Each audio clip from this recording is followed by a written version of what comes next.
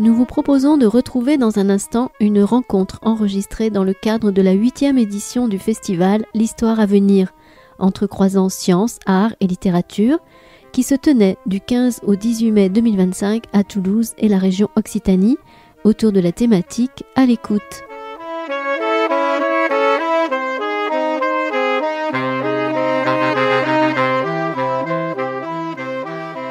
Bonjour à toutes et tous. Bienvenue dans cette rencontre Radio et politique, la propagande sur les ondes. Je vais laisser la parole dans un instant à François Bougon, journaliste au pôle international à Mediapart, vous présenter nos invités et vous présenter cette rencontre. Je voulais dire un mot au nom du festival. Je suis Claire Jude de la Rivière, l'une des organisatrices de ce festival. Qui, comme vous le savez sans doute, est porté par 4 institutions, l'Université Toulouse-Jean Jaurès, la librairie Ombre Blanche, où nous nous trouvons, le Théâtre Garonne et les éditions Anacarsis. Donc c'est un grand plaisir d'être ici à la librairie, fondatrice de ce festival. Et comme vous le savez, c'est un festival qui pour nous est important parce que c'est justement un lieu où on peut partager nos savoirs, nos recherches, nos discussions avec vous, et puis aussi bien sûr promouvoir le livre. Derrière ces réflexions que nous avons, ces discussions, évidemment il y a des ouvrages, un travail d'éditeurs, de libraires, d'auteurs, et c'est très important pour nous. Mais là, nous laissons la parole à nos 3 invités, à François Bougon, qui vont vous parler donc de propagande sur les ondes. Merci beaucoup. Merci à toutes et tous, et merci à Claire pour l'introduction. Pour cette animation et pour l'heure qui va suivre, j'ai essayé de m'en tenir de prendre au pied de la lettre le titre, le thème de cette année du festival, à l'écoute. Et donc j'ai imaginé, et j'ai demandé à nos 3 invités de choisir 3 sons. Au départ, je me suis dit, je vais vous faire écouter les 3 sons les uns après les autres. Et puis après, je me suis dit que ça serait peut-être mieux pour animer et pour que ce soit plus intéressant de vous les faire écouter, mais progressivement au cours de la discussion et de la conversation que nous allons avoir. Donc dans un premier temps, comme je le disais, vous allez d'abord être à l'écoute, nous écouter. On va essayer de dialoguer et d'aborder cette question de la radio et propagande, qui est un thème quand même qui est très vaste. Donc je ne pense pas qu'en 1 heure, on aura épuisé le sujet. Donc excusez-nous par avance, mais de toute façon, on pourra continuer après par une séquence où on va vous écouter. Vous aurez la possibilité de nous poser des questions. On va débuter peut-être, alors, parce que en commençant à préparer cette rencontre, j'ai commencé à regarder. Alors c'est vrai qu'il y a énormément de textes sur la propagande, qu'est-ce que la propagande, etc. Alors j'ai vu que les premiers textes, qui sont souvent des textes d'auteurs français sur la propagande, comparent le fait de parler au public ou de parler en public. C'est l'équivalent, selon eux, alors ça c'est notamment Le Bon, c'est d'essayer de dompter des bêtes sauvages. Donc on va essayer d'essayer de comprendre ce qu'est la propagande, et notamment le rôle qu'a joué la radio dans la propagande. Et le premier son va nous permettre de commencer à essayer de comprendre en nous intéressant à l'Union soviétique. Lénine disait notamment que la radio, on en parlait tout à l'heure, mais la radio, pour lui, c'était comme un journal sans lecteur, sans papier, pardon, avec des lecteurs, bien sûr, et des lectrices, avec des lecteurs, mais sans papier et sans distance. C'est bien ça. Et donc, on a Emilia Koustova, qui est historienne. Alors on a 3 personnes avec nous pour aborder ce sujet, ce riche sujet. Donc, Emilia Koustova, historienne. Vous venez de l'Université de Strasbourg. Et donc, vous êtes spécialiste de l'histoire sociale et culturelle russe et soviétique, et vous venez de publier avec Alain Blum Déporté pour l'éternité, survivre à l'exil stalinien 1939-1991 aux éditions de l'EHESS. Vous l'avez présenté ce matin avec Natacha Laurent.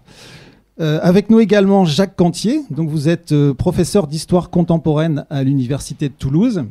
Vous vous intéressez, vos recherches portent sur l'histoire politique et culturelle de la France au XXe siècle.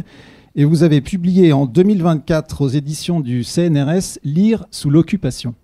Et enfin, Emmanuel Laurentin. Alors, je le tutoie parce qu'on se connaît. Je ne sais pas si je dois te présenter. Producteur, je dirais pas historique, mais producteur de l'émission de France Culture de l'Histoire, La Fabrique de l'Histoire. Et tu occupes aujourd'hui des fonctions managériales. Tu t'occupes du documentaire sur France Culture. Voilà, à France Culture. Donc, on va d'abord écouter. Donc, je vous propose d'écouter le premier son.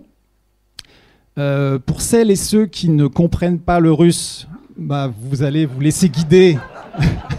Vous allez laisser vous guider par cette voix de baryton. C'est un homme. On écoute quelques instants et puis après, Emilia Kustova nous expliquera pourquoi elle a choisi ce son. Внимание, говорит Москва. Передаем важное правительственное сообщение. Граждане и гражданки Советского Союза, сегодня в 4 часа утра, без всякого объявления войны, германские вооруженные силы атаковали границы Советского Союза. Началась Великая Отечественная война советского народа против немецко-фашистских захватчиков. Наше дело правое, враг будет разбит, победа будет за нами. Внимание, говорит Москва. Parce que sinon ça revient indéfiniment. Alors Emilia Kustova, est-ce que vous pouvez nous dire de quoi il s'agit, le contenu éventuellement, parfois pas traduire mot à mot, mais nous donner le contexte et de qui il s'agit. Alors, merci pour l'invitation. Alors, j'ai choisi un son qui est, je pense, de plus classique et pour la radio soviétique. Donc, c'est un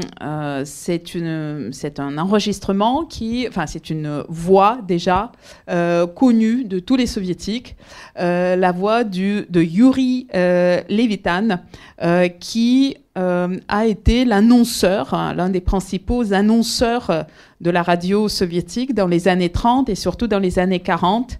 Et en fait, sa voix a accompagné des millions de soviétiques durant la Seconde Guerre mondiale. Et cette annonce-là, c'est l'annonce du début de l'invasion nazie de l'Union soviétique. Donc il dit que les troupes nazies ont attaqué les frontières soviétiques. D'ailleurs, c'est une formulation assez particulière, puisque c'est bien plus que les frontières qu'elles attaquent. Elles sont déjà en train d'avancer à travers le territoire soviétique, ou devenu récemment soviétique depuis peu. Et c'est vraiment cette voix à accompagner les soviétiques au front ou à l'arrière-front. Je pense que ce serait une bonne proposition pour les étudiants que d'essayer de trouver un témoignage portant sur la guerre, donc un mémoire, un journal intime qui ne mentionne pas cette voix qui ponctuait le vécu soviétique pendant ces 4 années, cette voix grave, cette voix reconnaissable, tout de suite reconnaissable et associée justement aux annonces gouvernementales les plus importantes. Donc cette voix qui, pendant les 2 premières années de la guerre, allait surtout annoncer les très grandes difficultés, les débâcles qu'on ne peut pas appeler comme ça quand on est Levitan et qu'on parle au nom du gouvernement soviétique, mais ça a été des débâcles. Voilà, et qui ensuite, petit à petit, va redonner de l'espoir, de la confiance aux soviétiques en annonçant des victoires. Voilà. Donc, véritable incarnation de la guerre.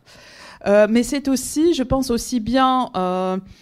voilà, c'est c'est aussi un moment central. En fait, c'est un moment central dans l'histoire de l'Union soviétique, parce que la guerre, début de la guerre, mais c'est aussi, me semble-t-il, un moment charnière, une sorte de concentré de l'histoire de la radio soviétique et de la propagande soviétique.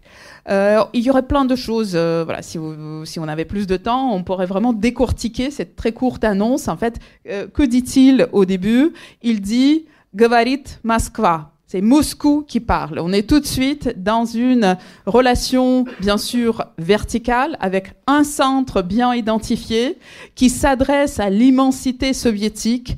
Moscou comme incarnation du pouvoir soviétique, stalinien, bolchevique.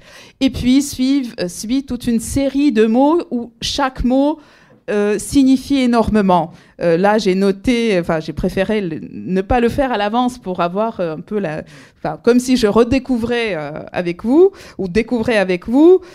Il parle, c'est frappant, il parle dès le 22 juin 1941 de la Grande Guerre patriotique. Donc, c'est pas quelque chose ce nom qui est encore d'usage en Russie aujourd'hui pour parler de cette partie de la Seconde Guerre mondiale, puisque évidemment, les 2 premières années où l'Union soviétique est du côté de l'Allemagne nazie, c'est une période qu'on a toujours préféré passer sous silence, et en particulier aujourd'hui. Alors voilà, tout de suite, ce nom est forgé, Grande Guerre patriotique. Tout de suite, un ton extrêmement grave, malgré cette formule évoquant les frontières, et tout de suite, l'affirmation de la légitimité de cette lutte menée par les soviétiques, qui ne fait que commencer, puisqu'il dit « Notre cause est juste et nous irons jusqu'à la victoire ». Donc, plein de choses dans ces quelques mots. Merci. Alors, quand on va passer, Emmanuel, quand tu écoutes cet extrait, qu'est-ce que ça te... Alors, moi, il se trouve que j'ai un peu travaillé sur l'histoire de la radio en France, mais aussi à l'étranger, pour des articles ou pour des choses comme cela. Et ce qui est tout à fait évident, c'est qu'il faut se replacer dans l'idée que cette radio, et Emilia vient de le dire, c'est tout récent. C'est-à-dire que les premiers postes de radio, les premières stations de radio naissent aux alentours des années 20. Quand je dis aux alentours des années 20, c'est plutôt aux alentours de 1924-1925.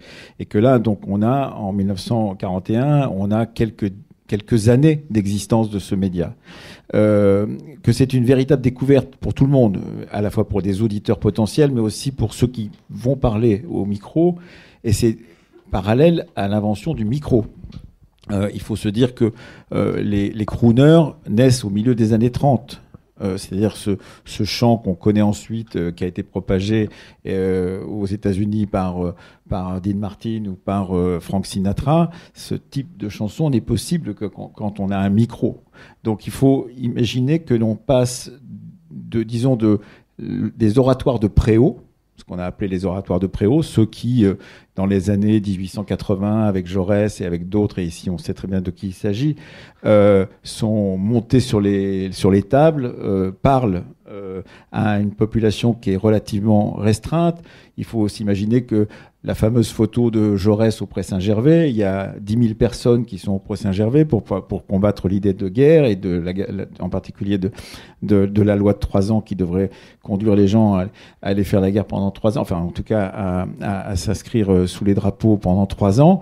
À ce moment-là, évidemment, les 10 000 personnes n'entendent pas la voix de Jaurès. Il a une voix évidemment qui porte loin, et d'ailleurs malheureusement on ne l'a jamais enregistrée, et on a une voix qui porte loin, mais il faut que les gens se répètent de rangée en rangée ce qui a été dit par l'orateur. Le micro change tout. Et là, on voit bien ce que ça change, en particulier cette capacité, alors qui est sûrement issue aussi de l'école d'art dramatique de moscovite, qui est très connue à l'époque, etc. On a des voix qui sont extrêmement profondes, extrêmement graves. On a une capacité à avoir un débit très lent qui donne de la solennité à ce que l'on dit. Mais on est dans ce moment où... juste de l'autre côté de la frontière, et alors que l'Allemagne nazie est l'allié de l'URSS, Goebbels dit « nous allons faire de la radio un chef-d'œuvre de propagande ». Donc on est vraiment dans cette idée que certains s'emparent de la radio pour pouvoir en faire un chef-d'œuvre de propagande, d'autres, les soviétiques aussi bien évidemment, et puis après tous les autres pays qui entrent en guerre. Mais il y a là une nouveauté. Il faut s'imaginer qu'on est dans une période récente et qu'il faut apprivoiser cet outil et la manière de l'utiliser. Alors, Jacques Cantier, on écoutera votre son plus tard, mais là, on rentre progressivement dans ce qui va être le grand moment de propagande des radios. C'est ce qu'on appelle la guerre des ondes, notamment la Seconde Guerre mondiale. Vous, quand vous entendez Yuri Levitan, qu'est-ce que ça vous fait surgir à l'esprit ? Je crois que ça évoque évidemment ce que vient de rappeler Emmanuel, c'est-à-dire qu'on est dans ce moment où la radio rentre dans le quotidien de l'ensemble donc des protagonistes de la guerre. Et puis, on est aussi dans le moment où les réflexions sur la propagande sont aussi quelque chose de nouveau et en train de se structurer. Donc, on a à la fois l'apprentissage technique d'un média nouveau qui est la radio, et puis on a aussi tous ces théoriciens de la propagande qui, que ce soit dans des sociétés démocratiques, Edward Bernays aux États-Unis publie en 1928 un livre qui s'appelle Propaganda. Et il dit qu'il y a tout un art de la persuasion de masse et qu'il y a une sorte de gouvernement invisible qui pratique cet art de la persuasion de masse, mais aussi dans les régimes autoritaires.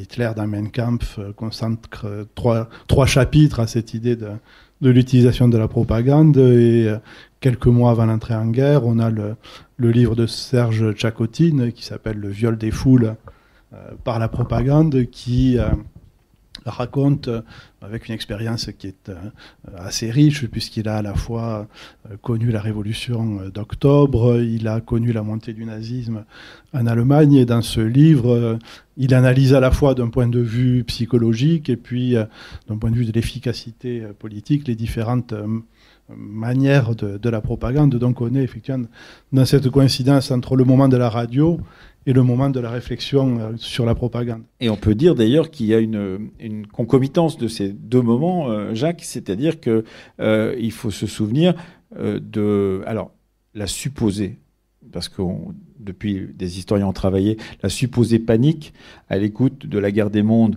montée par Orson Welles, donc la radio américaine en 1938. Donc on est dans un horizon où la guerre peut advenir, où il adapte la guerre des mondes de H.G. Wells et où il le fait de telle manière, et c'est ça qui est intéressant, qu'il a compris en homme de théâtre qu'il fallait scénariser l'usage de la radio. Donc à un moment il intervient, enfin les acteurs du Mercury Theatre interviennent, un des acteurs intervient et il coupe la diffusion de l'arrivée des Martiens supposés sur la Terre par une déclaration du secrétaire d'État américain. Et le secrétaire d'État américain dit, la première chose qu'on doit dire dans un régime comme celui-ci, dit « Ne vous inquiétez pas, nous avons toute la situation en main ». Évidemment, le simple fait qu'on interrompe une pièce de théâtre par un secrétaire d'État américain qui dit « Ne vous inquiétez pas », ça commence à inquiéter tout le monde. Donc c'est bien la preuve qu'on a en quelques années, disons, une maîtrise d'un outil nouveau par les gens de théâtre, par les gens de radio, par les hommes politiques, et que c'est l'arrivée de la radio justement dans un autre régime que celui qui existait auparavant. On aurait une scénarisation à peu près équivalente lorsque Pétain prononce le discours sur le vent mauvais au mois d'août 1941, où on interrompt à l'Opéra de Vichy la retransmission de Boris Godunov.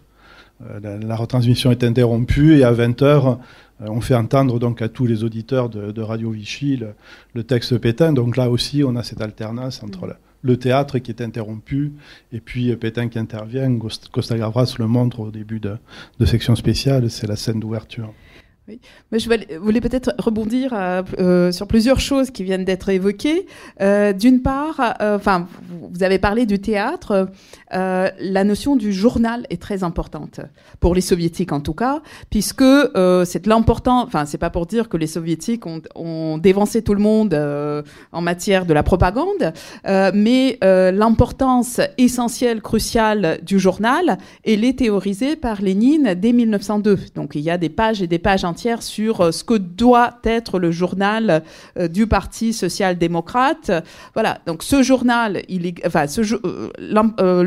les journaux occupent une place centrale et ce n'est pas du tout un hasard si Lénine pense en 1920, je crois, la radio en termes de journal, mais en mieux, parce que pas besoin de papier, il écrit ça au moment où le papier est très rare et très cher, en pleine guerre civile. Et en plus, ça permet de traverser les distances en un instant.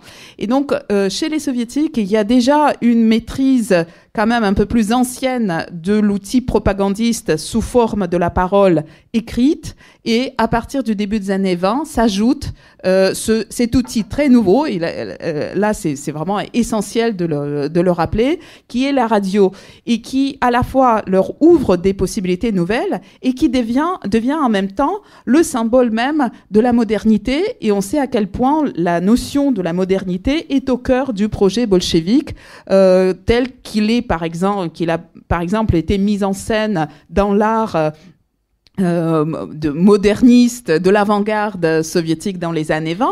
Et si on regarde de plus près, on verra que dans beaucoup de productions visuelles de cette époque-là, on a par exemple la tour Choukhov, qui est étudiée aujourd'hui dans les cours d'histoire de l'architecture, du point de vue architectural. Mais en fait, cette tour, elle sert à transmettre le signal radio. Donc, voilà, nouveauté qui doit être maîtrisée, mais il y a quand même cette quinzaine d'années qui s'écoulent et où, petit à petit, la maîtrise se construit. Alors, on va aller vers la guerre des ondes et cette période de la Seconde Guerre mondiale qui est fascinante, justement, sur l'utilisation de la radio pour faire de la propagande. Je voudrais juste qu'on reste un petit peu sur cette question de la pratique et de la technique et de la voix, en fait, du travail que c'est. J'ai trouvé un texte d'une autre historienne. Alors, elle est historienne du cinéma soviétique. Elle s'appelle Oksana Bulgakova. Elle vit en Allemagne. Elle a écrit un texte qui s'appelle « La dimension vocale de la propagande ». Je vous le dis parce que je trouve que c'est intéressant sur ce que ça dit du travail que ça représentait. Parce qu'en fait, Levitan venait d'un endroit où apparemment il y avait un certain accent, notamment sur le haut. Et donc, il a travaillé, comme vous le disiez, avec des acteurs et des actrices. Alors, elle écrit « La voix de Levitan suivait un dessin rythmique précis, avec un allongement des voyelles, des modalités importantes et des pauses marquées. Des modulations importantes, et des pauses marquées. Une accentuation de presque chaque mot et des accents à chaque fois que la voix montait et ou ralentissait dans les moments solennels. Les voyelles les plus fréquentes étaient celles qui avaient le volume de résonance le plus grand, O et A. Et donc, on voit que tout ça, c'est extrêmement travaillé. On peut avoir notamment... Alors, Roosevelt donnait l'impression, quand il parlait, de quelque chose de très naturel, mais tout ça est extrêmement travaillé. Alors, c'est très travaillé déjà pour maîtriser la persuasion dans sa dimension sonore. C'est aussi travaillé parce que Levitan, il n'improvise pas, il lit des textes. À partir de 1900, donc les soviétiques commencent à émettre en 1924 et en 1927, ils introduisent ce qu'on appelle la censure préliminaire, c'est-à-dire des textes sont écrits, relus, validés avant d'être lus à la radio. Donc on est si vous voulez, Levitan, il a aussi le temps de s'entraîner pour la lecture de ces morceaux. Il faut dire qu'à ce moment-là, aussi à la radio nationale française, on fait lire les textes par des acteurs. C'est-à-dire qu'en fait, ce ne sont pas les journalistes, comme on le fait aujourd'hui, qui lisent leurs propres textes. Ce sont des speakers qui sont payés pour cela et qui sont des acteurs qui ont travaillé au conservatoire.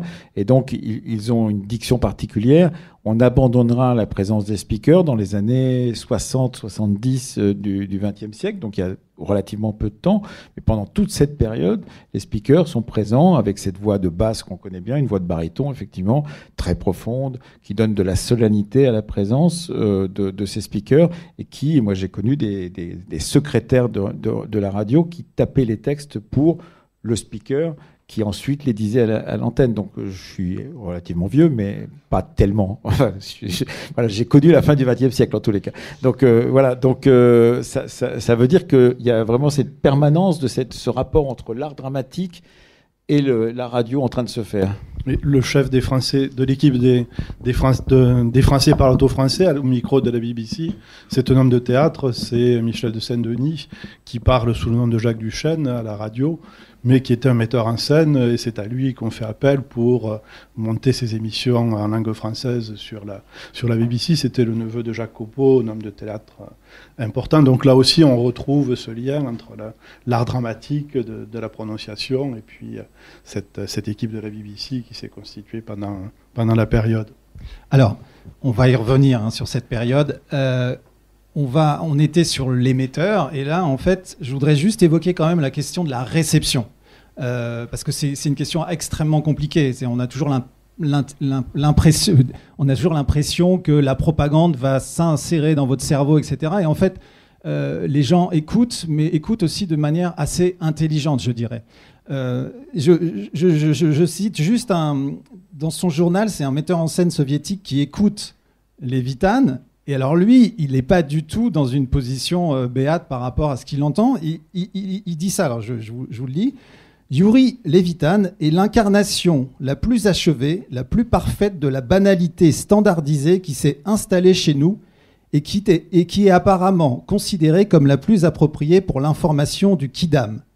Sa manière de parler, la prononciation des mots, les pauses, la voix même, tout cela est l'expression du particularisme soviétique, du patriotisme, cette manière par laquelle on trouve nécessaire de sous-entendre par l'intonation que le gouvernement, dans sa grande sagesse, sait des choses qu'il ne juge pas encore utile de dévoiler.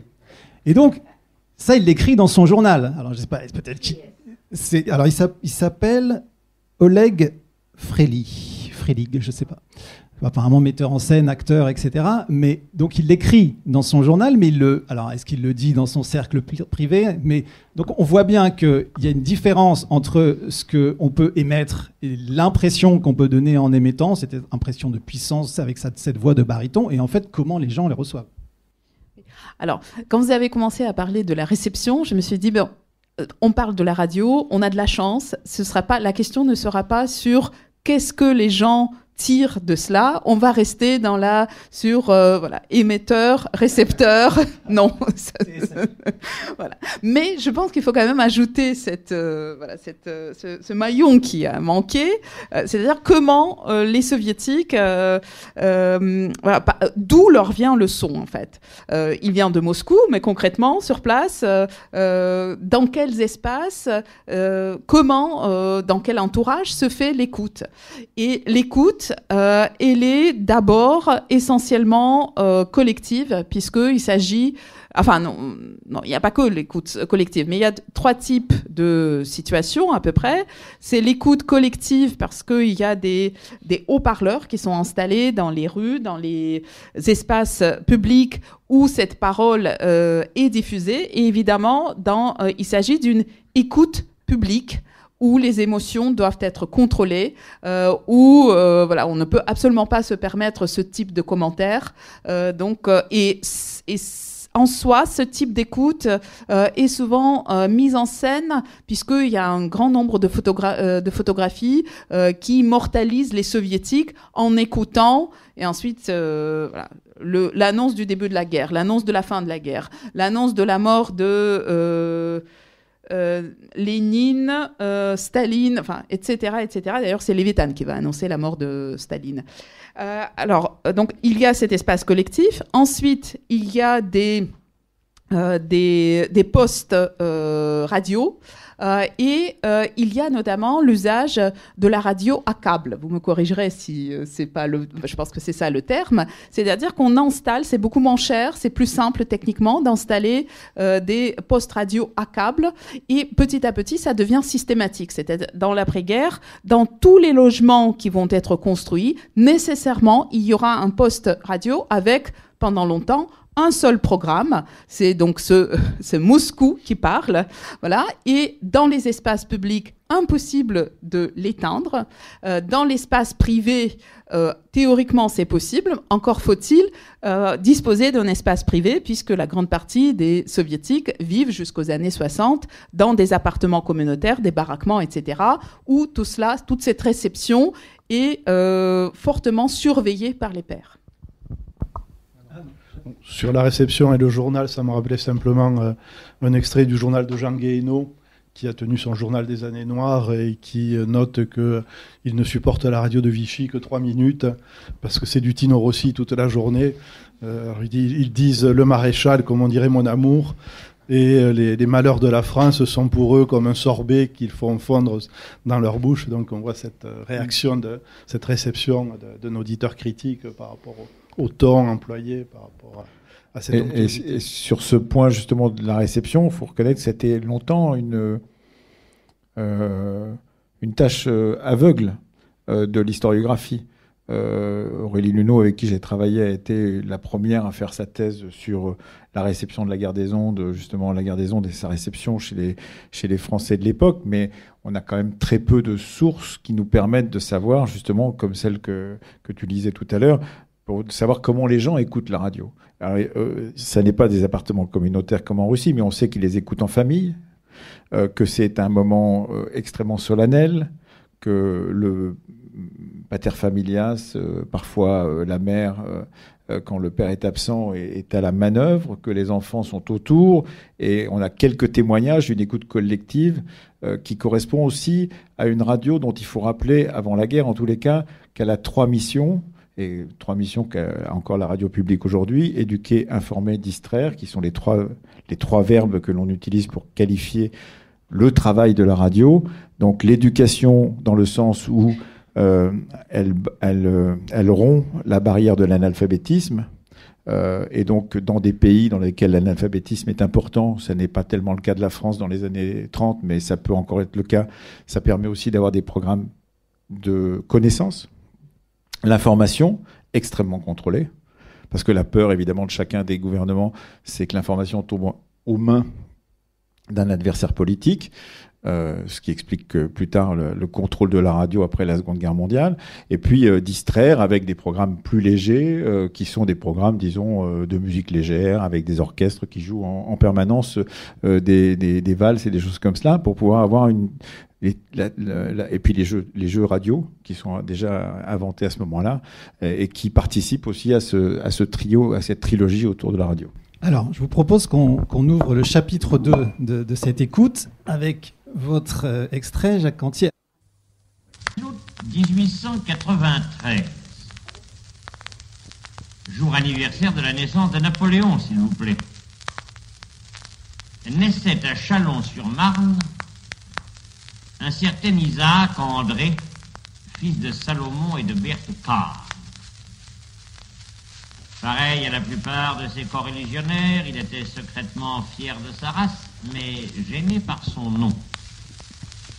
Incapable, bien entendu, de travailler à la grandeur d'un pays qui n'était pour lui qu'un pays de séjour passager, une provisoire pierre promise à exploiter.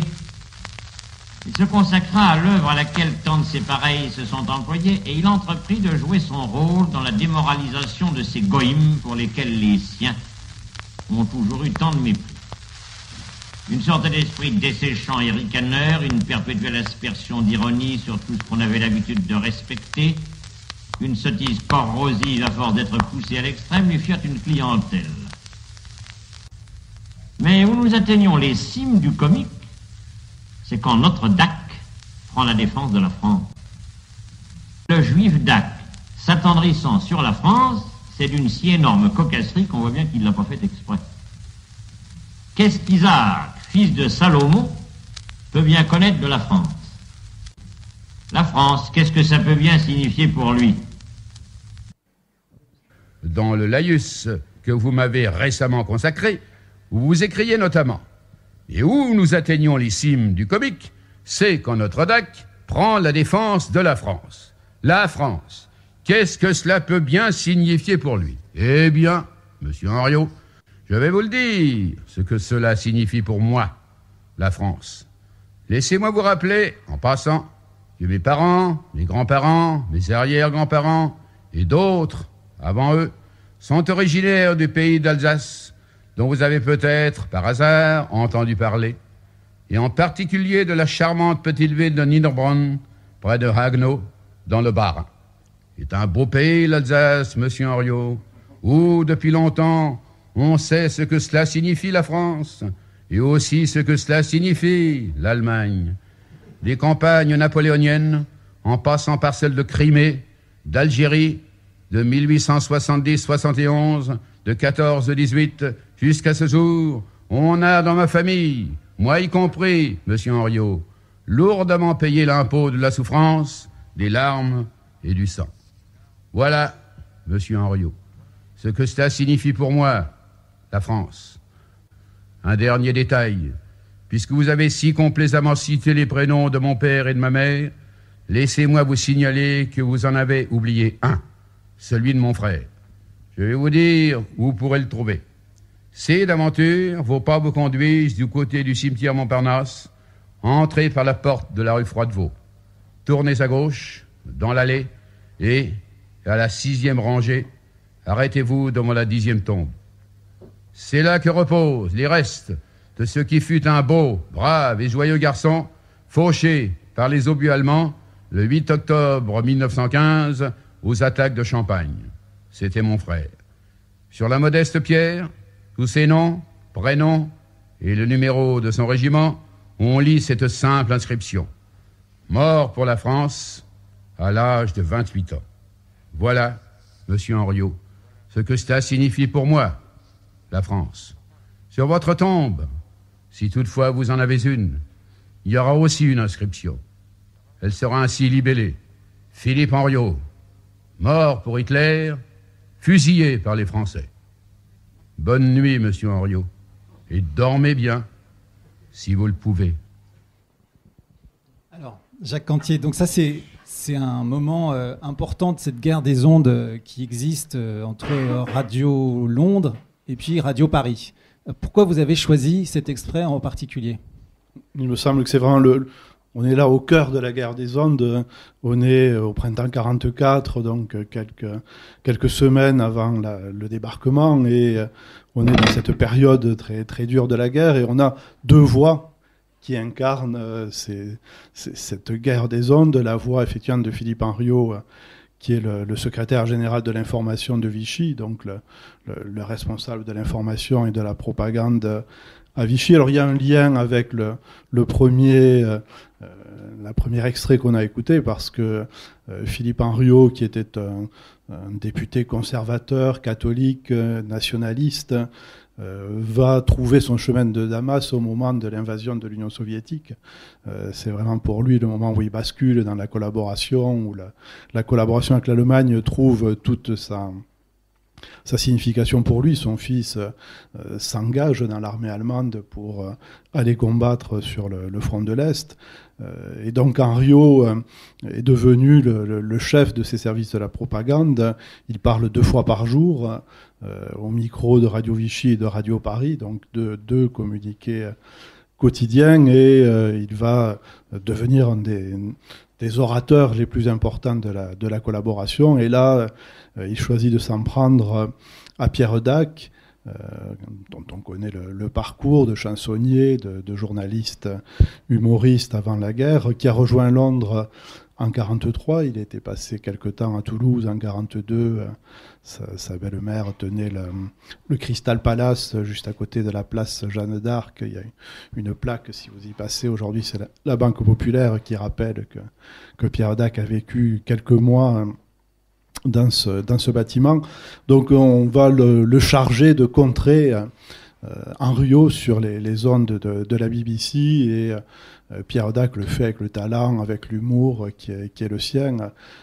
Il avait repris sur l'air du temps des cerises une sorte de chanson qui disait que le roi des salauds ressemble à Hitler, Hitler au Führer, et le Führer à Henriot. De là, j'en conclus que le roi des salauds ressemble à Henriot comme 2 gouttes d'eau.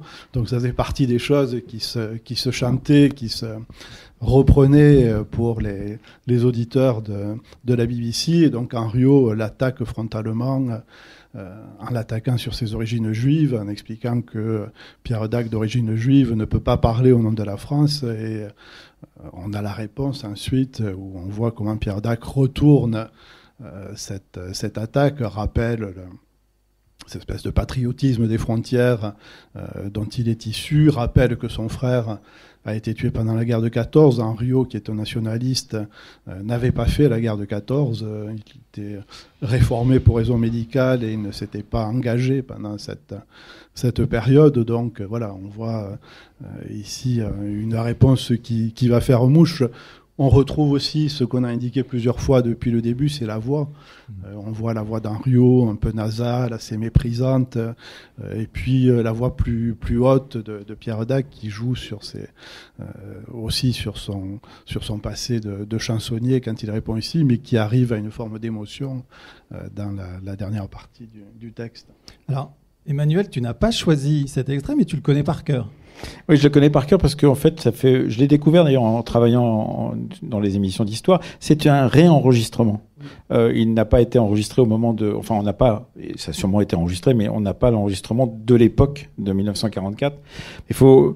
Parce qu'en fait, il me rappelle un autre texte qui est majeur et dont on parlera forcément l'année prochaine. C'est la présentation du Témoin dans L'étrange défaite de Marc Bloch.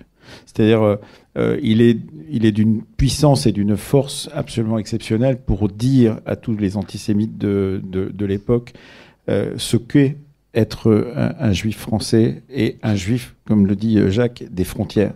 Parce que Marc Bloch est également de cette géographie-là. Et donc, à chaque fois que j'entends la présentation du Témoin. Je ne suis, comme dit Marc Bloch, je ne me considère comme juif que face à un antisémite. Et avec cette formidable fin où il parle du ciel de France, je ne me sens bien qu'avec l'odeur de la campagne ou quelque chose comme ça, l'air de la France, etc. C'est d'une beauté absolue et cette même force d'évocation, parce que c'est cela qui est fort. C'est-à-dire, voilà, si d'aventure vos pas vous conduisent vers le cimetière Montparnasse, entrez-y par la petite porte de la rue Froidevaux. Il y a là donc un brave, beau et jeune garçon qui était mon frère. C'est absolument émouvant, c'est touchant au possible. Et je trouve ça, c'est un magnifique message de ce que peut faire la radio. Et ça, c'est très fort. Alors, Pierre Dac lui-même avait fait la guerre de 14. Lui-même avait été mobilisé comme son frère pendant cette période. Juste pendant cette guerre des ondes, tout à l'heure, tu évoquais le côté des radios, alors qu'on ne retrouve pas en Union soviétique, sur la distraction. Et en fait, c'est un élément. Alors, on a écouté un extrait qui est très chargé politiquement même, mais en fait, Pierre Dac participait à un des aspects qui était très important dans les radios, dans cette guerre des ondes, mais que ce soit du côté allemand, mais aussi côté occidental, c'était de distraire et d'attirer. On parle des gens qui écoutaient, mais c'était d'attirer les auditrices et les auditeurs. Avec d'autres types de programmes que les programmes politiques. Voilà. En particulier, c'est comme ça que la radio allemande a créé de toutes pièces un orchestre de jazz. Parce qu'en fait, le jazz était la musique de l'époque. Elle était évidemment promue par toutes les radios occidentales, et en particulier les radios américaines, etc. Et pour justement attirer dans ces filets des gens qui aimaient cette musique-là, ils ont constitué à partir de plusieurs musiciens qui se trouvaient en Allemagne à ce moment-là, des orchestres de jazz pour pouvoir justement faire en sorte que ça ne soit pas qu'une radio de propagande. Enfin, c'était une autre propagande de manière un peu différente. Et donc, alors juste avant d'écouter peut-être ton extrait, la troisième partie, parce qu'en fait, ça va vite. On a tellement de choses à se dire que ça va très très vite. Mais justement, ce que je vais évoquer va nous permettre d'écouter ton extrait dans quelques minutes. C'est qu'on parle beaucoup, quand il y a la guerre des ondes, du théâtre occidental, etc. Mais que, alors, c'est grâce à France Culture, et une superbe série de LSD sur le Maghreb des ondes. Un des théâtres d'affrontement, c'est le Maghreb. Et c'est les pays colonisés. Alors, je reconnais que là, j'ai tout appris. C'est Ager Ben Boubaker qui a fait une série qui s'appelle Le Maghreb des ondes, que je vous conseille absolument d'écouter, en 8 épisodes réalisés par Thomas Duterre sur France Culture dans la série la série documentaire de France Culture. Et elle a retrouvé des sources. Elle a été beaucoup aidée par l'historien Arthur Asséraf, qui a été le conseiller historique de cette série. Elle a retrouvé des sources que je ne connaissais absolument pas. Par exemple, la radio italienne. Donc Mussolini, pendant cette période-là, un regard porté vers la Méditerranée. Évidemment, on le sait, la Tunisie, l'Éthiopie, etc., un regard porté vers la Méditerranée, et donc créer une radio de propagande en direction du Maghreb, par exemple. Et c'est cette radio de propagande qui oblige la France à envisager autrement sa présence radiophonique sur le territoire de ces colonies d'Afrique du Nord. Parce que le rapport des Français de la métropole à ces colonies est tel qu'on n'a jamais imaginé qu'on pouvait, avant l'offensive italienne, qu'on pouvait confier le micro à des Maghrébins, à des Algériens, à des Tunisiens, à des Marocains. Et c'est à partir de ce moment-là, dans cette guerre d'avant la Seconde Guerre mondiale, que vont se constituer des programmes de propagande français dans cet espace-là. Et c'est ce que raconte très très bien cette série d'Ajar Ben Boubaker. Sur justement la différence, on voit la différence entre la radio soviétique et puis les radios occidentales ou nazies qui, de ce que vous m'avez dit, insiste peut-être beaucoup moins sur l'aspect distraction pour attirer les foules, puisque de toute façon, c'est un monopole. C'est un monopole, il y a un seul programme, mais d'une part, les distractions ont une place considérée comme légitime dans l'outillage culturel soviétique. Il y a le jazz. L'histoire du jazz soviétique ou en URSS mériterait d'être racontée à part, puisque c'est une histoire assez mouvementée, mais au final, ce type de musique est bien autorisé. Il y a plein d'autres types d'activités culturelles qui relèvent plutôt de la distraction. Ils sont pensés comme tels, mais qui intègrent donc cet outillage très vaste on en a discuté. Je pense que le mot propagande, il est vraiment réducteur par rapport au rapport bolchevique et soviétique à la parole, qu'elle soit écrite ou orale, à la culture, à la production artistique. Donc c'est un tout où il y a à la fois la fonction éducative, distraction, et puis le travail sérieux, celui de la propagande. D'ailleurs, il y a 2 mots pour propagande en russe, c'est ça? Oui, c'est ça. Il y a le mot, vous le connaissez dans sa version contractée, agitprop, mais en réalité, agitprop, ce sont 2 mots qui correspondent à 2 façons de travailler les masses. C'est l'agitation, agitatse, qui est en fait qui est pensée comme une forme, disons, plus légère de la propagande et qui implique notamment les arts et qui s'adresse avant tout aux émotions. Donc montrer un film, montrer Alexandre Nevsky, par exemple, c'est clairement de la agitatse, ou s'adresser avec des paroles ardentes, c'est de l'agitation. Par contre, la propagande, c'est un travail beaucoup plus sérieux, avec qui permet d'approfondir un sujet qui souvent porte sur des sujets d'extrême ennui.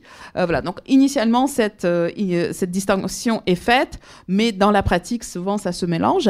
Alors pour revenir à la question de la distraction, déjà les distractions ne sont pas nécessairement mal vues par les soviétiques. On pourrait donner beaucoup d'exemples qui viennent de la période de la Seconde Guerre mondiale aussi.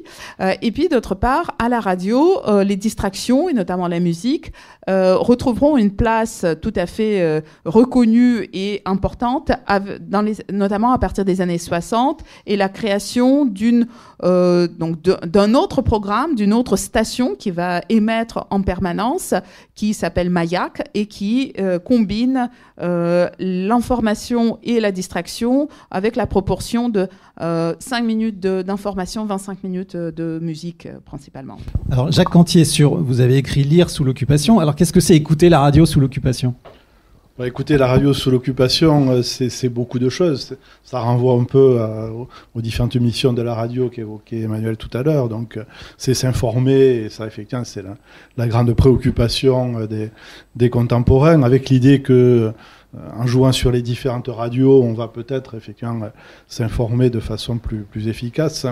Il y a un texte que j'aime bien, c'est le journal tenu par Léon Verte, pendant la période de l'occupation, il s'est retiré dans le Jura, dans un petit village, et il n'a finalement que la radio et les journaux pour essayer de réfléchir à la guerre. Il est très isolé. Mais on voit comment, le 8 novembre 1942, il décrit le débarquement allié en Afrique du Nord. Et il dit, voilà, j'ai écouté Radio Londres, j'écoute Radio Vichy, qui met en cause Giraud. Enfin, alors, il essaie de se faire solitaire sa propre idée sur ce qui est en train de se passer. Oui, parce qu'il faut quand même se souvenir que ce qu'on écoute à cette époque-là, c'est pas la FM, ce qu'on écoute aujourd'hui. La FM a une particularité, c'est qu'elle est puissante dans un espace restreint, c'est-à-dire qu'il faut des réémetteurs tous les 50 km à peu près pour qu'on puisse entendre de façon collective sur un territoire la même radio. Donc c'est très difficile et c'est une invention de la Seconde Guerre mondiale, donc on ne l'a pas à l'époque. On écoute les ondes courtes.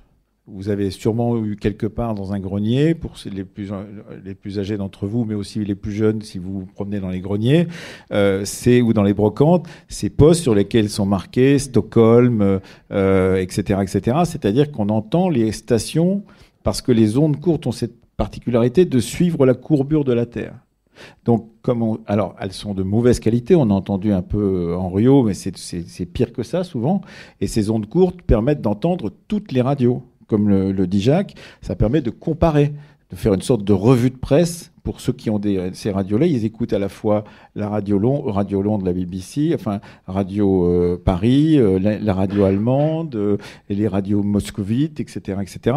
Et moi-même, quand j'étais jeune, pendant mon service militaire, j'écoutais Radio Pékin, j'écoutais Radio Tirana, en français, qui nous racontait qu'il y avait une grande grève qui avait été vécue par des ouvrières du côté de Beauvais, dont on n'avait jamais entendu parler dans les médias français. C'était peut-être une grande grève, mais enfin, en tout cas, on n'en avait pas parlé. Et que c'était une victoire du prolétariat que d'avoir réussi à obtenir l'augmentation des salaires. Donc on a bien la possibilité on avait encore la possibilité dans les années 80 d'écouter ces radios d'ondes courtes. C'est beaucoup moins le cas aujourd'hui parce qu'on n'a plus les postes pour pouvoir le faire. Mais on a l'Internet, ce qui a remplacé de façon très avantageuse tout ça. Alors, on arrive presque à la fin et on va peut-être écouter ton extrait. Alors, je vais te demander, voilà, merci beaucoup. Et donc là, par contre, on va être un petit peu obligé de donner du contexte parce qu'on va rentrer directement dans le son. On est en 58, c'est au moment du putsch des généraux, on est à Alger. Ouais. Et donc, c'est une archive que Ager a trouvée, enfin dont Ager Ben Boubaker, en faisant cette série, a trouvé la trace dans les archives de Radio France, qui sont maintenant conservées par l'INA, et qui étaient, pour des raisons de droit, et qu'on peut comprendre, parce qu'il y a des acteurs qui peuvent peut-être se reconnaître pendant longtemps, qu'on n'a pas pu utiliser. Vous savez qu'il y a des archives qu'on ne peut pas utiliser pour des raisons de droit, et ça en faisait partie, et on a obtenu pour cette série la levée de cette interdiction d'utilisation, parce qu'on l'a trouvée tellement forte. C'est la prise de la radio. Parce que ça nous dit quelque chose de l'importance de la radio de propagande, c'est-à-dire qu'on est dans une époque, après la Seconde Guerre mondiale, où tous les putschs vont se dérouler par la prise de la radio. On sait comment, par exemple, on en a entendu parler l'année dernière pour l'anniversaire de la Révolution portugaise, la Révolution des œillets commence au Portugal par la prise de la radio par les militaires qui vont rendre le régime démocratique. Mais tous les putschs en Afrique, en Amérique latine, etc., etc., se passe par la prise de la radio par les militaires, quand ce sont les militaires qui le prennent, pour dire voilà, nous allons redresser le pays, etc., etc. Et là, c'est la prise de la radio en 58 à Alger. C'est les techniciens qui ont enregistré. Voilà. Et vous allez voir, enfin, c'est un peu long, mais c'est toute la scène. Allô Michel? Allô Péricard? Allô Paris? Allô Michel? Non, c'est Francis. Francis? Bon, alors ils sont rentrés, hein? Alors le commissaire est là, qui essaie de les faire partir, mais pour l'instant les agents n'obéissent pas au commissaire. Les agents sont avec les manifestants. Tu comprends? Les parachutistes sont arrivés. Hein? Les parachutistes arrivent. En principe ils devraient venir, mais pour l'instant je ne crois pas qu'ils le fassent. Il y a 2 quarts de police qui sont arrivés. Oui, d'accord. Les hommes ont refusé tout d'abord de descendre des cars. Et puis après, c'est très mollement qu'ils sont rentrés à la suite des manifestants. Voilà où on en est. Préparer des installations pour pouvoir prévenir la population d'Algérie tout entière et l'informer de la création de ce comité de salut public que préside le général Massu. La porte est ouverte de l'intérieur.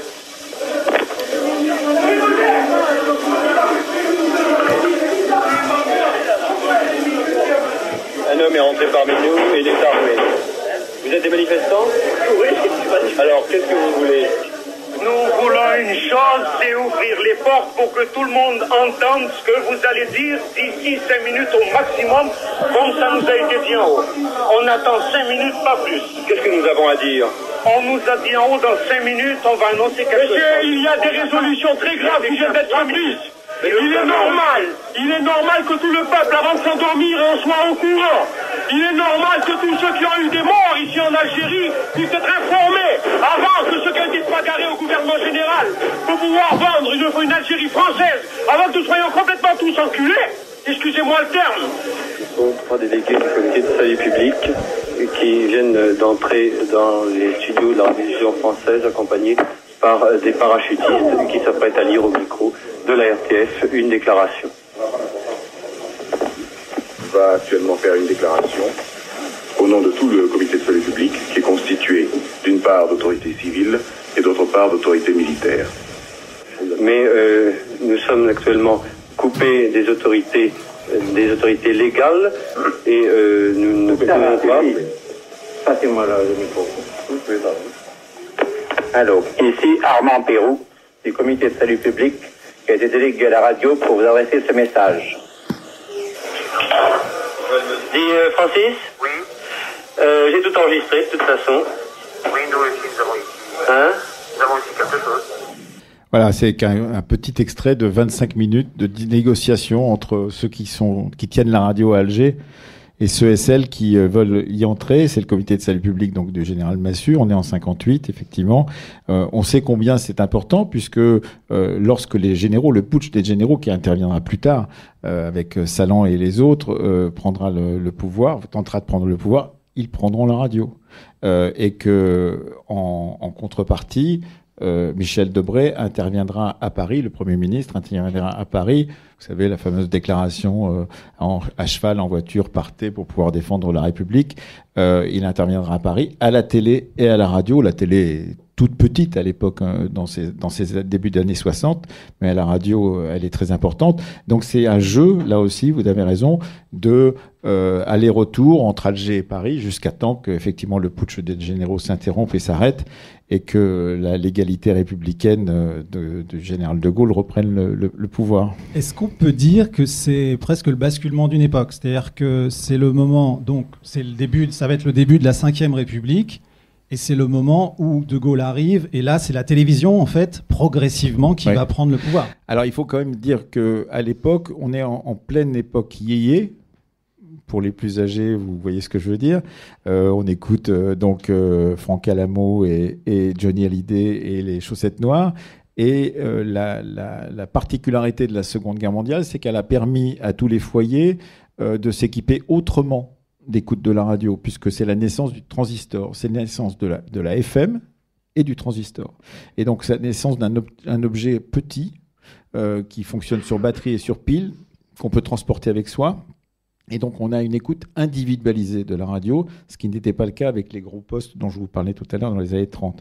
Et donc, on a un changement d'époque, véritablement, qui va jouer sur la suite, puisque mai 68 naît de ce moment-là, si vous voulez, de ces moments-là. C'est-à-dire, c'est effectivement, chacun peut écouter individuellement la radio, dans sa chambre, avec des amis, etc., et avoir une écoute totalement différente de ses parents.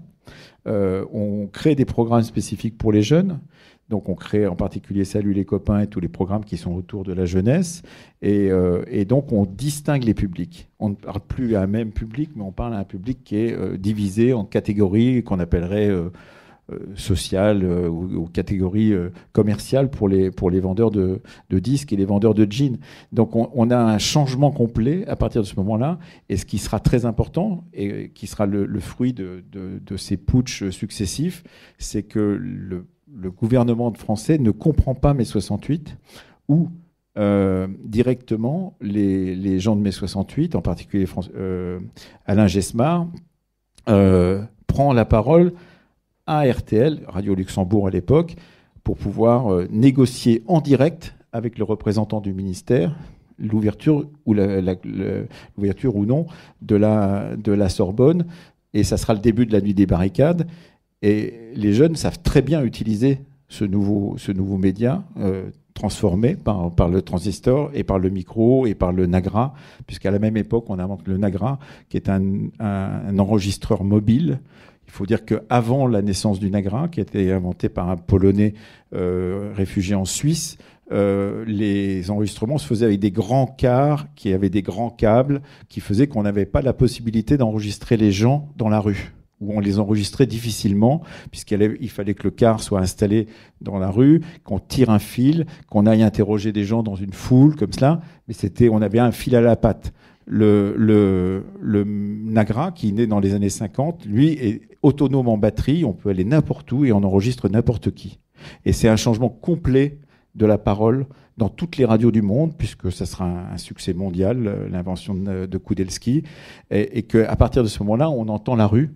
On entend les manifestations, on entend les gens à partir de ce moment-là, ce qui change complètement la nature des choses et ce que ne comprennent pas les leaders les dirigeants de la radio publique, par exemple, sous De Gaulle, puisque l'idée de la radio publique, c'est que le message part d'en haut et il descend vers le bas. Et là, à partir de ce moment-là, on peut enregistrer. Ils vont, par exemple, empêcher, pendant mai 68, les radios Europe 1 et RTL et Radio Luxembourg d'envoyer des voitures avec des émetteurs sur le toit de la voiture dans les manifestations.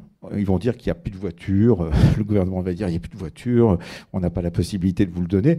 Et ce que vont faire les reporters d'Europe 1, en particulier d'RTL, c'est de dire aux gens, envoyer un message par le studio d'Europe 1 et de Radio Luxembourg à tous les Parisiens en disant: si vous êtes sur les trajets des manifestations, si vous êtes vous avez un téléphone forcément, nos reporters passeront avec le message et vous pourrez leur dire qu'ils peuvent monter chez vous pour téléphoner depuis la fenêtre et donc dire ce qui se passe vraiment dans la rue alors que le gouvernement vous empêche de le dire. Voilà.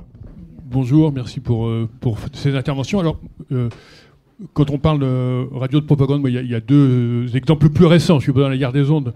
Radio Mille Collines au Rwanda et le rôle que la radio a pu jouer. Qu'est-ce que ça vous inspire, première chose. Et deuxième chose encore plus récente, puisque on a avec nous quelqu'un qui connaît bien la Russie. Aujourd'hui, qu'en est-il d'une radio de propagande en Russie versus la guerre en Ukraine, par exemple ? Alors, je vais surtout essayer de répondre brièvement à votre deuxième question, mais je comprends très bien qu'elle a un lien direct avec votre première question. La propagande dans la Russie de haine, dans la Russie poutinienne, elle se fait en utilisant tous les moyens techniques, les plus classiques et les plus modernes. Donc la radio y occupe une place tout à fait honorable, mais c'est certainement pas le principal outil et le principal canal de cette propagande, puisqu'on sait à quel point, d'une part, la télévision, excusez-moi, je m'interromps et j'ouvre une parenthèse. Vous avez évoqué, Emmanuel, la télé. Je pense que là, il nous manque sans doute des spécialistes et aussi un peu de temps pour évoquer cette cohabitation entre la radio, la télé. Vous avez évoqué la tentative, le putsch et le fait que les stations de radio deviennent la première cible jusqu'à un certain moment avant que ce rôle ne passe à la télé. Et c'est le cas dans tous les espaces. Et moi, j'ai immédiatement pensé au cas lituanien en janvier 1991, n'est-ce pas, les 13 victimes des Lituaniens qui ont cherché à protéger leur télévision, ou encore la télé en août 1991 à Moscou, et ainsi de suite.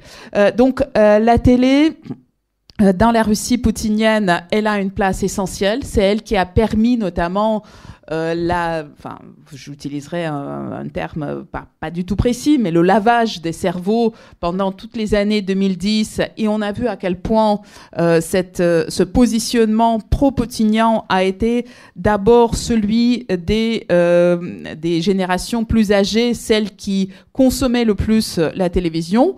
Mais maintenant, ce message-là, il est présent partout et il utilise notamment, et de façon très active, les nouvelles formes de communication, comme par exemple le télégramme. Et là, on est encore dans une situation paradoxale où à la fois Telegram et une application Telegram est utilisée par tous les opposants russes parce que c'est considéré, à tort ou à raison, comme un moyen relativement protégé, ou mieux protégé que WhatsApp. Mais en même temps, très vite, Telegram est devenu un outil essentiel qui permet de véhiculer ce message de haine. Et ça ne vient pas seulement, et sur Telegram, même pas tellement d'en haut vers le bas, c'est aussi de bottom-up, où ces chaînes Telegram sont créées par des citoyens lambda qui participent ainsi à cette propagande. Et pour ce qui est de la radio Mille Collines, c'est tout à fait évident que les régimes ne sont pas les mêmes selon les pays. Selon que la télévision soit devenue majoritaire, selon que l'Internet existe, etc. Et c'est vrai que pour ce qui se passe en 1994, enfin au début des années 90 au Rwanda, c'est tout à fait évident que c'est la radio qui est l'espace de communication prioritaire, parce que les gens ne sont pas équipés d'autres manières. Il faut savoir combien le rôle des radios communautaires en Afrique en particulier. Il y a eu plusieurs thèses qui ont été faites par des sociologues en particulier. Je pense à Sylvie Capitan. Le rôle des radios communautaires au Sahel, mais c'est vrai dans beaucoup de pays d'Afrique, a été essentiel justement pour maintenir des relations entre des gens qui avaient migré à l'intérieur du même pays et qui permettaient de maintenir des relations de famille ou de proximité avec des gens. Mais là, en l'occurrence, c'était une radio véritablement de propagande. C'était une radio effectivement pour assassiner par un régime de propagande assez classique tout compte fait, puisqu'on animalise l'adversaire. C'est ce qui se passe pour les Tutsis du Rwanda qui sont considérés comme des cafards, les Ignazis. Et puis, on a une sorte de montée en puissance régulière jusqu'à l'assassinat de masse et le génocide qui a été perpétré ensuite. Donc là, c'est tout à fait vrai qu'il y a quelque chose qui dépend des niveaux de participation de nouveaux médias ou de médias plus anciens à un espace médiatique du pays en question. Bonjour, merci pour votre intervention. Alors, on a entendu beaucoup d'extraits avec des voix d'hommes assez graves, assez posées. Je me posais la question de la voix féminine. Quelle place de la voix féminine dans le développement de ces radios ? Merci. Pour une fois, ma réponse sera brève, parce que je ne saurais pas vous donner beaucoup de détails sur la question. Mais à ma connaissance, dans les années 30, il y a déjà, à l'époque, en Union soviétique, quelques femmes, quelques femmes speakerines. Et je me permets un ajout. Ce qui est curieux, c'est que ce rôle en URSS et en russe est appelé dictateur. En fait, dictateur, ça vient de dicter. C'est à propos de qu'est-ce que c'est comme personnage. C'est pas un journaliste, c'est pas annonceur. Voilà, c'est en russe, c'est celui qui dicte. Donc, il y a des femmes qui dictent, mais elles sont bien minoritaires à cette époque-là. Ce sera plus varié dans les années 60-70. Pour la période de la Deuxième Guerre mondiale, ça sera plutôt dans la partie divertissement qu'on va trouver les voix féminines. C'est des chanteuses, c'est des actrices qui peuvent lire des textes, donc ça sera plutôt dans cette... encore qu'il y a à la radio de Vichy une émission qui s'appelle L'heure des femmes, mais je crois que L'heure des femmes est présentée par des speakers masculins, donc il faudrait le regarder de plus près, et c'est la vision très patriarcale, travail, famille, patrie, qui est véhiculée dans cette heure des femmes. Je vais juste peut-être ajouter, c'est que en URSS, surtout jusqu'aux années 60, la voix de la radio, c'est la voix du gouvernement. Or, il suffit de regarder les photos de ces gouvernements-là pour comprendre que la voix qui parle de qui exprime la voix de ce gouvernement ne peut que être masculine. Bonjour, moi j'avais une question sur la résistance et l'utilisation de la propagande à la radio par la résistance. Voilà, je voulais savoir si du coup cette utilisation, elle était également reçue par les Allemands, notamment à la fin de la guerre, par l'occupant. Peut-être que ça a exercé une certaine pression sur l'occupant, qui a peut-être accéléré une reddition. Voilà, je voulais avoir votre avis sur l'utilisation de la propagande à la radio par la résistance. Est-ce que c'était un outil qui était utilisé beaucoup et est-ce que ça a véritablement fonctionné ? Le but de toutes ces émissions, c'est à la fois d'agir sur l'opinion, mais aussi de déboucher sur des actes. C'est-à-dire qu'on veut influencer la façon de penser des gens, on veut aussi les amener à agir. Donc la radio de Londres, elle appelle à l'entrée en résistance, elle fait passer des messages pour la résistance. Donc il y a aussi cette volonté effectivement d'avoir un effet concret sur la guerre. Les techniques utilisées par la radio de Londres vont entraîner des ripostes du côté de Radio Paris. Les chants satiriques, par exemple, qui sont d'abord expérimentés à Londres, Radio Paris va essayer de trouver un peu l'équivalent. Donc il y a des effets de va-et-vient entre les différentes radios. Sur l'effet sur les populations, Emmanuel parlait d'Aurélie Luneau, qui est la spécialiste de ce sujet, de l'histoire de la radio Londres. Elle a publié un livre qui s'appelle « Je vous écris de France ». Elle a retrouvé 1 millier de lettres venues de Français de la France occupée, qui sont arrivées jusqu'à Radio Londres. Et d'après ce qu'elle dit, c'est une centaine de lettres qui arrivaient chaque mois jusqu'à Londres, alors par des voies détournées. On passait par le Portugal, on passait par la Suisse, mais on voit que des Français et des Françaises qui sont jeunes, qui sont âgés, écrivent à Londres pour dire le soutien qu'ils trouvent dans ces émissions. Et puis il y a la fameuse campagne DV, mais est-ce que tu peux en dire un mot parce que Oui, alors il y a des consignes qui le 11 novembre on appelle les Parisiens à manifester devant l'Arc de Triomphe, et on sait que les étudiants parisiens le 11 novembre 40 c'est la première manifestation de résistance à l'appel de la radio Londres. Et puis à partir de janvier 41 il y a aussi cette campagne qui invite à faire sur les murs donc le V de la victoire. Et je parlais de Guéhenno tout à l'heure. Dans son journal, Guéhenno voit avec plaisir ces V qui se multiplient dans son quartier. Donc ça veut dire que d'autres que lui écoutent et écrivent ces V de la victoire. Préparant, je ne suis pas du tout spécialiste, mais en préparant la rencontre, j'ai vu aussi que de plus en plus de lois sont prises au fur et à mesure que la guerre se déroule, notamment pour interdire l'écoute. L'écoute de Radio Londres est interdite d'abord dans l'espace public, puis dans l'espace privé. Des postes sont confisqués, etc. Donc, ce qui montre aussi que du côté allemand et du côté des collaborationnistes et des collaborateurs, il y a une vraie peur. Oui, il y a une conscience de cet impact. Effectivement, ça commence avec la saisie des postes et ça peut aller jusqu'à l'arrestation. Juste, j'ai évoqué tout à l'heure l'écoute des ondes courtes. Vous avez peut-être parmi vous des gens qui ont eu la chance, moi j'étais pas là, arrivé hier, d'aller écouter la conférence de Françoise Morvan sur Armand Robin, grand poète. Non, mais j'ai pas grand-chose à en dire parce que je connais le travail de Françoise Morvan et j'avais pas assisté à sa conférence. Mais franchement, si vous avez un livre à lire sur la question de la propagande, lisez la réflexion écrite par Armand Robin. Armand Robin est un poète anarchiste au départ, un peu communiste, anarchiste, qui ensuite, après la guerre, va s'éloigner de cette gauche-là et qui va vivre de l'écoute des radios internationales.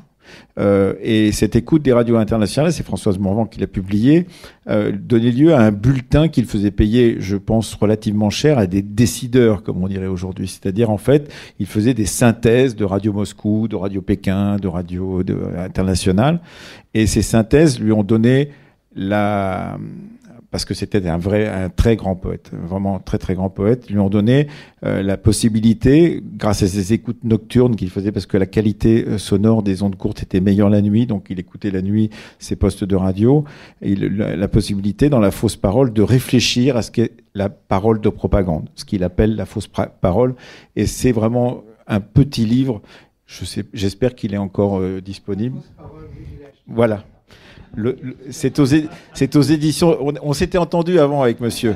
Parce que, en fait, c'est ça la propagande. C'est qu'en fait, je fais de la propagande pour la fausse parole et monsieur, je l'ai payé pour qu'il brandisse le livre en question. Ça fait un bon moment que je résiste à la tentation d'évoquer quelque chose qui me. Et j'ai l'impression que les perches viennent de partout et à chaque fois, on a parlé de la guerre des ondes. On n'a pas évoqué, curieusement, le rôle joué par les radios financées par les États-Unis principalement pendant la guerre froide et qui ont été essentielles pour des millions des soviétiques qui la nuit se réfugiaient chez eux et qui cherchaient et essayaient de capter ces ondes qui étaient brouillées par les services techniques soviétiques et qui en même temps constituaient une source essentielle d'information, d'espoir, de respiration, de souffle. Et il me semble très important de l'évoquer aujourd'hui parce que, d'une part, ces stations sont en train d'être, enfin, ces rédactions sont en train d'être fermées avec l'arrivée de Trump, qui a coupé les financements. Et d'autre part, pour les Russes d'aujourd'hui, il reste essentiel de pouvoir s'informer. Certes, ça ne passe pas plus par la radio, ça a migré vers l'Internet notamment, mais c'est absolument essentiel. On sait à quel point c'est pas seulement une question d'information, c'est une question de rester connecté à une réalité autre que celle du mensonge et de la propagande et de fausses paroles qui affluent de partout en Russie, mais pas que. Je voudrais aussi donner un petit conseil de lecture pour ceux d'entre vous qui sont intéressés par le sujet du jour, parce que l'auteur est dans la salle, c'est Yves Pourchet, qui est un collègue anthropologue, qui a fait un travail sur Jean-Hérold Pakis, qui est une des autres voix de la collaboration, et dans son travail, Yves Pourchet a réfléchi beaucoup sur la question de la voix, le pouvoir de la voix, et ce qu'on peut savoir 60, 80 ans après de ce qu'évoquait une voix pour les contemporains.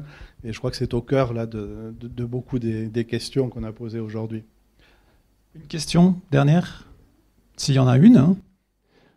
Alors, s'il n'y en a pas, moi aussi, je vais juste mentionner, parce que c'est aussi un lien avec une conférence qu'il y a eu hier de Peter Sandy, et qui a évoqué ce texte, et dont je vous conseille la lecture. C'est un texte de Frantz Fanon dans Sociologie d'une révolution, et ça s'appelle « Ici la voix de l'Algérie », et Fanon raconte comment les indépendantistes algériens écoutaient la radio, et qu'il y avait une personne, comme justement les conditions techniques sont souvent très difficiles, les conditions d'écoute sont difficiles, il y a une personne qui écoute la radio qui s'appelle l'opérateur, et qui après raconte aux autres ce qu'il a été dit. Je vous remercie pour votre écoute, et merci à tout le monde.